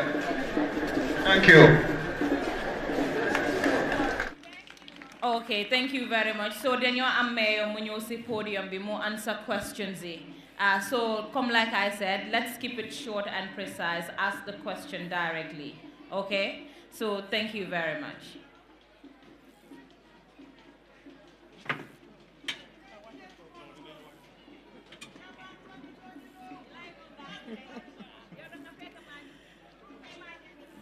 waaw jërëjëf ma njëkk a sant Big Mo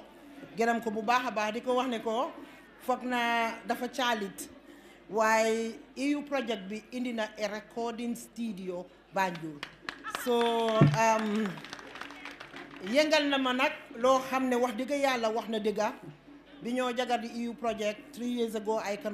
remember very well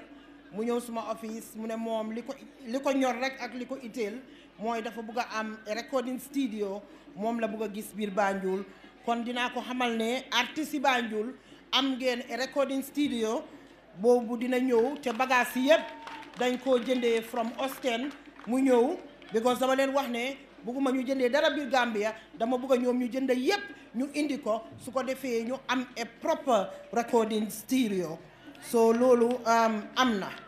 so again moom si benn laajteem bi laajte na Tali Dawda su déggee suma biir wax Tali Dawda Banjul City Council ñoo ko jagar waxoon naa ko si suma biir wax maa ngi delluwaat di ko wax te li ma wax rek emuñ ci Tali Dawda ñoo jagar primaire ñoo jagar Pine Street ñoo jagar Haddington ñoo jagar Spalding ñoo jagar Spalding Court so loolu Banjul City Council moo ko def. It is not part of the EU project, the Banjul project. So Uncle Alaji Cissé yow itamit maa ngi laa wax ne congratulations because the Youth for Excellence am nga fa a volleyball center. So volleyball court, sorry, am na fa mu si the youth for excellence am na loolu, am na volleyball, am na basketball, am na gym tamit boo xam ne su neexee yàlla maa xale yi ñoo fa xëccoo. So xarit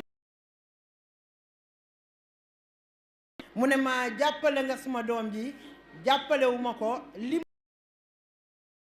la te su fa demee apply ñu xam ne war na faa mun a liggéey looloo tax mu liggéey fa jàmbaar yaayam te naa la xamal ne dëgga he is a very good example. So li nga wax ak dëgga parce que gis nañ ne root ak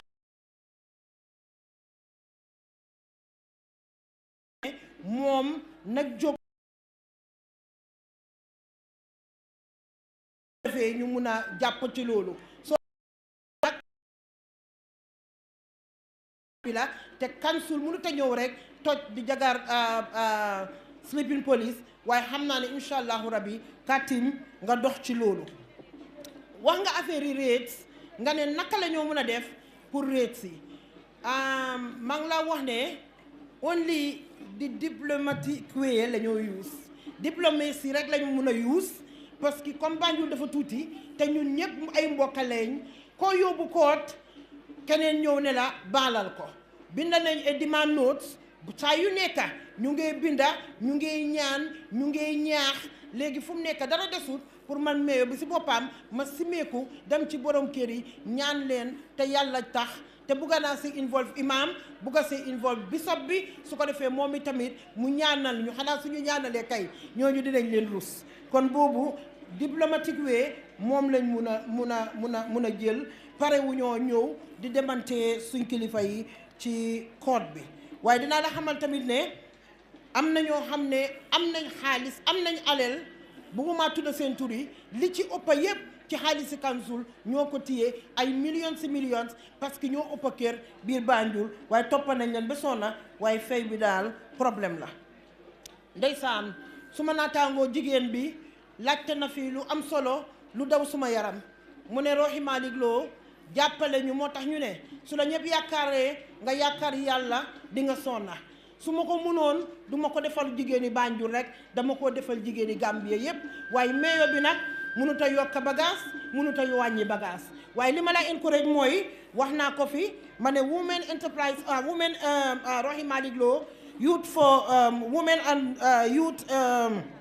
empowerment fund bi mu ngi fa kon loolu mu ngi fa soo demee ba Kër Makumba Sané soo fa laajtee fa la office bi di nekka incha allahu rabbi soo demee dinañ la dimbale pour yow nga dooleel sa boppa bul yaakaar sa boppa loolu laa bëgg a jigéeni Gambia ma gis ko si ñoom kon soo demee foofu dinañ la dooleel nga mun a dooleel sa bopp bagage unfortunately loolu digg yàlla muy wàññeeku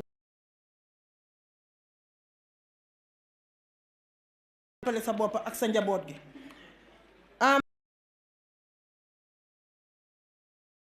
affaire yi MPC ak affaire yi lampa li ma la bëgg a wax rek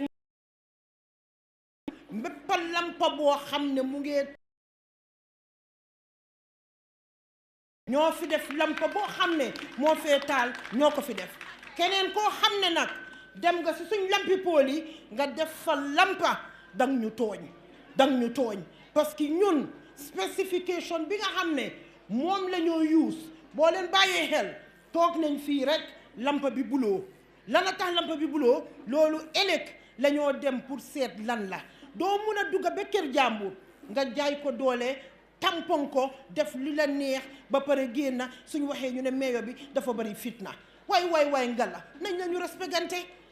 respectante su ko defee dëkk bi mu neex waaye dinaa leen xamal ne bépp lampa boo xam ne mu ngi taal biir Banjul fii Banjul City Council moo ko fi def keneen ku jóg nag dem jël suñ lampi pool yi def fa lampa demal génnee ko yaa ngi ñoo tooñ parce que ñun joxuñ la mandat bi santuñ la ko doo dégg Banjul City Council mu ngi laytino Banjul ku nekk xam na ne projet boobu mu ngi on nga dem jël suñ lampa yi di si def lu la neex di ñu jaay doole parce que xëj na nga ne maa nguur a ànda mbaa leneen a ànda moo tax loolu nag du dëgg du yoon ndimbal nag na si fekk loxo borom boo buggee dimbale Banjul City Council ñëwal ba Banjul City Council soo indi woon lampa yi ba Banjul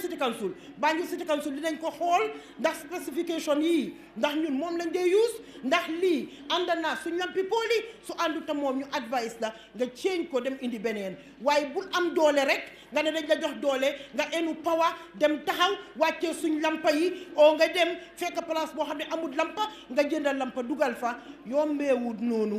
yombeewut noonu ñun li ñoo dem policies lañ dee use si anything loo xam ne dañ koo def yow mun ngaa dem def loolu sax nga ñëw taal Banjul yépp kon nañ lañu bàyyi xel ci lu mel noonu soo MPC bugguma dugg si débaani MP li ma dee wax man dama mandu ndax MP dañ leen dee fay allowances ndax duñ leen dee fay allowances li ma la mun a waxal mooy Banjul City Council xamu ci dara gisuma MP seen allowance dugguma si daabaani MP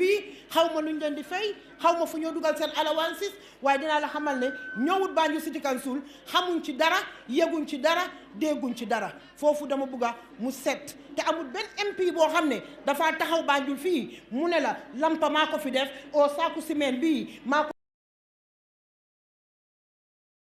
amut fu mu nekk nag dañ nekk ci time politique MP bu nekk dafaa jóg ne fii maa fi defoon lii fii maa fi toj waaye li ma leen di wax yéen mi nga xam ne yéen sànni seen carte yi ngeen bàyyi xel ci loolu bu baax a baax foog naa soo faa lii lañ am di waxaat ne jërëjëf.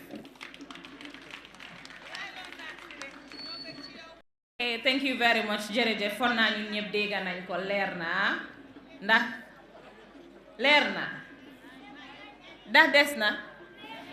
waaw ok su dee des na na questions yi ñëw waaw mun ngaa ñëw si kanam we have 2 for now léegi dangaa taxaw nga jàkkaarloo camera crew bi dégg nga ok so ana second person bi ok so léegi su kii paree ñu am the third one ok waa face the camera and introduce yourself. Asalaamaaleykum maa ngi leen di nuyu yéen ñëpp ku si dégg sa tur ak sa sant di nuyu suma yaay di mayoress di nuyu suma sista yi ak consulos yi yëpp so di wax ne congrats di mayoress Banjul waaye anyway man nag suma question yi is only 3 questions that am pour laaj the first one moo nekk what the borrower votes yi 60% la to 40%. So 60% bi I think ne moo war a dem ci biir community bi. So ndax loolu muy nekk di dem ci community bi. That's the first question. Then the second question bi. Council bi. So ñooñu tamit dañ toog ñu stop leen. So what is the reason behind that? Boobu tam bëgg nañ ko.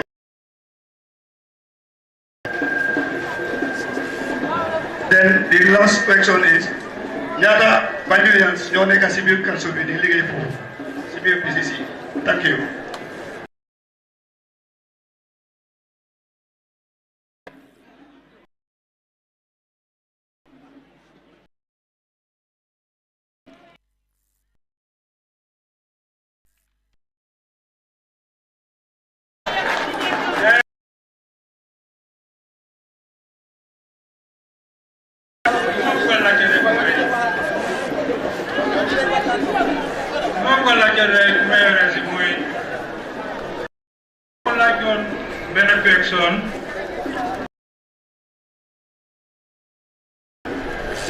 ok mbiri AS plan bi parce que man jigéen ñi rek ñoo ma soxal seen mbiri jën yi seer na si marché waaye dem naa study taw dem naa si AS plan yu fan yi gis naa développement bu mag bu ngay am lu si storage facility bi ma doon joytu mais thank you very much kontaan naa si loolu parce que yaa ngi quality leadership moo am ne sas def nga ko ok storage facility parce que jën buy wàcca Banjul fii every week dafa bari te jën yi dañoo wàcca bépp rek ñuy téem di génn Banjul te waa Banjul yi duñ si dee njëriñoo te mu nekk lu nga xam ne daf ma dee naxee daf ma dee métti it's not done waaye lu tax tellement jóg di wax mooy lack of storage facilities léegi nag maire jërëjëf si storage facilities pare dinañ def suñ kàttan make sure jën yomba biir Banjul fii te jën by force dina mun a yomba parce que 10% bi fii laa wàccee te semi industrial fishing boats yi every week ton so loolu so mais ñu laa gërëm di la sant si loolu waaye ñu ngi ñaan pour mu pare balaa Tabaski bi parce que su koy demee Tabaski ji moo jigéen ñi dañ des sonn trop parce que ñu ngi si jaay jën bi xam nga soo si storage facility bi ñu ñëwee dinañ engage ministre bi pour mu jox jigéen ñi si 10% bi with FOB price bu nga xam ne at least jën kilo 100 dalasi sax jën bu wéet dinañ ko xam wasalaam.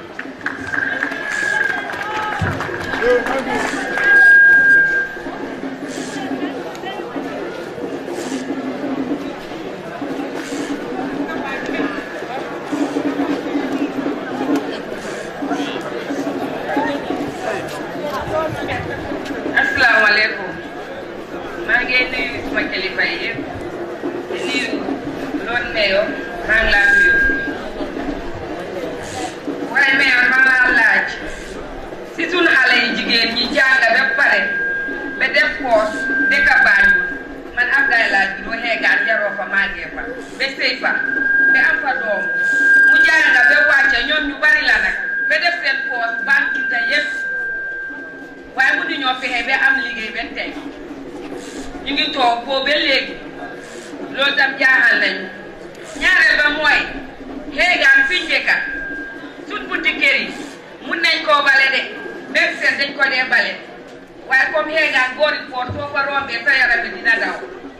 dafa tilim ba bugg a dee waaw suñ ne fii sa capital la sax yooyu ñu bari duñ koy góom yoo ndig tilimaayam gan ñi fa la ñoo jaar suñ kilifa yi fa la ñoo jaar waaye ab daay woot moom spécially xeegaan dafa tilim lool ñuy laa laaj tam ci loolu tamit ndax dañu si mun a dimbale.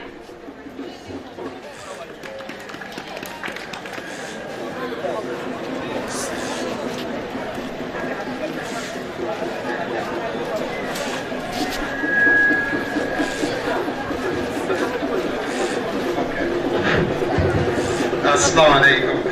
maa ngi nuyu ku nekk sa tur ak sa sant man maa ngi tudd Andre Jaju dëkk Banjul South waaye tey dama bëgg a laajte about Makati Square dama bëgg a wax on behalf of PE teachers and also dama bëgg a wax as a cricket player recently ñu ngi am constraint xale yi suñu because we were made to understand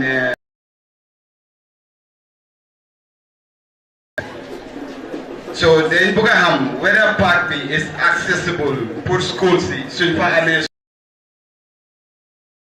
use and for present so cricket the only place buñ am pour play cricket national Makati Square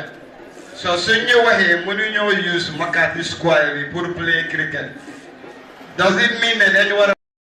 as a nation because that is the only available ground we have so far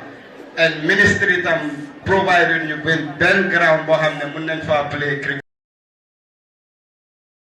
female team bi ñu ngi war a am Nigeria next month and I think it's sad pour ñoom ñu war a bàyyi ba si concrete bi pour play match so lan la def pour mun a dimbale schools yi like primary schools yi xale yi pour ñu mun a am fu ñoo defee seen interhouse yi and also cricket players yi fan la ñoo mun a trainer or play seen league bi pour mun a play pour future tournaments thank you If there are any backup in place, take care of our sick people. Second question it has to do with general council sittings every month. I used to attend it, and I can confirm that on one occasion, one of the councillors called the PRO and tell him that it is the right of every individual in Banjul to attend these meetings. And it is his job, that is the PRO, to announce these meetings. And then that was done in September or August, I think. Since then, the PRO has not been announcing the General Council sitting to the public, and then the council has done nothing to make sure that he is doing his job. Is there any mechanism in place to handle incompetence and then corruption within the council?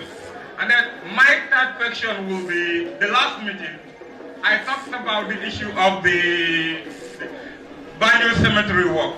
And we're a group of youths who used to carry out at that work, and then every time, tilim kunyo bale simiti, then go gain a simiti. BCC, ñooñu doon jox trop pour ñu mun koo liggéey. Si meeting bële dama taxaw di raise concern bi mu am ku jóg di wax ne BCC hire nañ trop pour dem jël mbalit boobu noonu. Dama bëgg a leeral ne there is nobody from BCC ku hire trop jëli mbalit bi. Mbalit bi dañ ko lakka dañ jox ay nit xaalis pour ñu jël trop dem jëli mbalit bi instead gars yi génn dem si gannaaw lakka ko. And then I have here in my phone video evidence of the people working at the cemetery confirming this, and then video photographs of the ashes that are left from the bond. So we just want to make this clear. We're a group of young people trying our best for our community, and then we will not allow anybody to use us to conduct such activities. Thank you very much. Lord Mayor.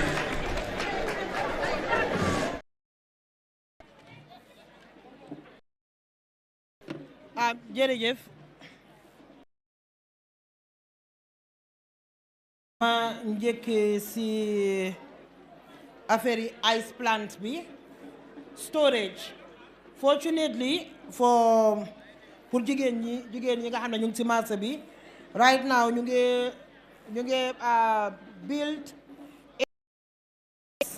so ñu ngi am 8 yoo xam ne is ongoing pare good nag ci yooyu lañ nekk right now soo demee si marché bi di nga gis ne ñu ngi ko construct boobu mu ngi fa. And then somebody said suma naataango bi jigéen bi wax na lu am fayda loo xam ne lu jara seetaat la mu ne xeegaan dafa tilim mu ne xeegaan soo fa demee dangaa foog ne sax nekkuloo Banjul ma déggal lim wax ànd ak moom ci loolu parce que ñu ne tamit complain nañ lii ci Port Authority ba sona munuñ ci dara because soo gisee xeegaan boor boobu yëpp ñu am problème mooy because of trucks yi right now nag alhamdulillah am nañ benn opération boo xam ne ñu ngi ko ñëw def si liñ doon xaar mooy clam si pour mu ñëw yooyu already soo demee suma office right now am nañ Banjul doo mun a dem waaye loolu tamit dafa am yoon because yàlla ñoomi tamit jox nañ ñu du go ahead ñu ñoo dolleel ci loolu suñ paree du yàgga di ngeen gis loolu yéen tamit léegi tey ngeen am jàmma ci seen bunti kër yi waaye mbalit bi nga xam ne mooy jógee ci Port Authority loolu is not the responsibility of Banjul City Council pour mu ñëw génneel Port Authority mbalitam Port Authority moo war a jël ay jéego pour génnee ko because Banjul City Council sax amul di capacity pour génnee mbalit bi nga xam ne moom la gaal yi di indi moom la Port Authority di sànni ci biir dëkk bi yépp amuñ ko waaye suñ mandate la ñun pour ñu wax leen ne foofu gars yi dañ ko war a clair te su neexee yàlla ñu ngi cee dox saa yu nekk nag tooguñ si dañ leen ko dee wax waaye nag comme ni ma dee wax rek Banjul City Council dañ ko xeeb ba nga xam ne koo ci waxal sax dara duñ la déglu waaye soxna si li nga wax is very very genuine te koo xam ne dëkk na xeegaan si sa boor boobu tamit am na coono boobu noonu du coono troxi du coono mbalit bi nga xam ne mu ngi jógee port wax dëgg yàlla foog naa ne suma càmmeñ ji Ousmane Jobaate bu ma déggee dina am yërmande sa kama jigéen si boppam moo ñëw taxaw wax ko yaa ngi wax employment nag Banjul City Council amul capacity ndaxte du mandé tam pour ñu utal nit ñi liggéey waaye Banjul City Council lu mu dee def mooy su amee place boo xam ne waa Banjul la dee jël mu dugal ko fa soo gisee tey waa Banjul li liggéey Banjul City Council bari nañ lool waaye nag comme li ma doon wax si bu njëkk bi ne ñi nga xam ne institution si nga xam ne ñoo nekk biir Banjul ñoo war a dimbale Banjul di jël suñ doom yi ñuy liggéey seen institution si yu mel ni Gamtel yu mel ni NAWEC yu mel ni Port Authority warta nekk ci biir Banjul wallahi waa Banjul di jooy liggéey soo demee Dakar waa Dakar yi rek ñooy liggéey si seen biir port li nga wax digga daw na yaram te dinañ si gën a góorgóorlu bàyyiwaat ci xel bu baax a baax Andrea wax na fi mu ne Makati Square mu ne cricket bu yàggut nii last week Minister of Youth and Sport suma caameñ di Bakary Badji xool na ma sax di wax affaire yi cricket man si suma boppa ma rifaa ko ne ko na dem mu wax li tam ma wax ko ne mu dem State House dañu wax ne Great Park bi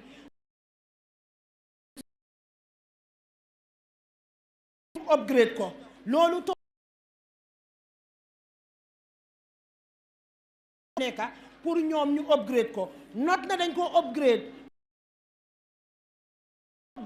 pour mu nekka looloo tax sax Andrea suuf bi dafa yàgg the mandate and the responsibility of council pour mu jël foog naa Andrea if I'm right foofu nga em yow ñu ñëw si affaire yi am na ku wax ne benn school si mooy benn rek because li moo laajte mooy school si fan lañu war a defee seen activities yi comme li ma la again mooy li ma la wax rek ne Banjul City Council amul that autonomy school si they are under Minister of Education kon Minister of Education moo leen war a utal foo xam ne foofu lañ war a defee li nga xam ne moom lañ soxla so again am na ku laajte mu ne 60% of the development fund fan la dee dugga foog naa wax naa ko fii we are not having budget bi du 60% bi yëpp moo dee ñëw dafa mel ni 25% of the 60% government moo waroon a indi 25% boobu mu nekka 100%